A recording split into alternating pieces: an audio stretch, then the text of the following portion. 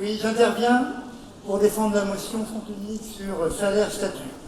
Les fonctionnaires sont aujourd'hui confrontés à une diminution brutale de leur pouvoir d'achat. Blocage quasi total du point d'indice depuis 10 ans, reprise de l'inflation qui touche plus violemment les petits salaires à travers l'augmentation des dépenses incompressibles.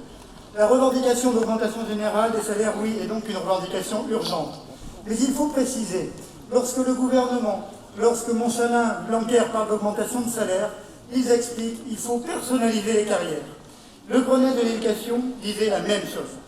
Monsalin avait convoqué la conférence salariale en expliquant d'emblée le système d'augmentation par l'augmentation du point d'indice est à bout de souffle.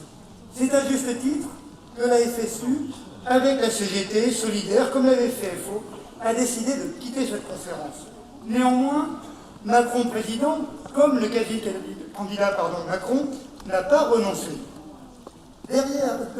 Dans sa dernière déclaration, début janvier, il a annoncé qu'il faut sans doute revaloriser les enseignants, mais il faut surtout redéfinir leurs services. Annualisation, contribution aux tâches périscolaires, formation pendant les vacances, etc. Alors, si la revalorisation générale des salaires et des pensions relève d'une revendication d'urgence, comme c'est écrit dans le texte soumis au Congrès, si encore une fois la FSU refuse le conditionnement de la revalorisation à toute forme de contrepartie, comme là aussi c'est écrit dans le texte, le Congrès, notre Congrès, doit se prononcer contre toute individualisation des salaires, contre le salaire au mérite, contre la soumission de la progression de carrière à l'arbitraire de la hiérarchie, pour la défense du point d'indice comme élément déterminant du salaire et pour la défense de la grille de la fonction publique.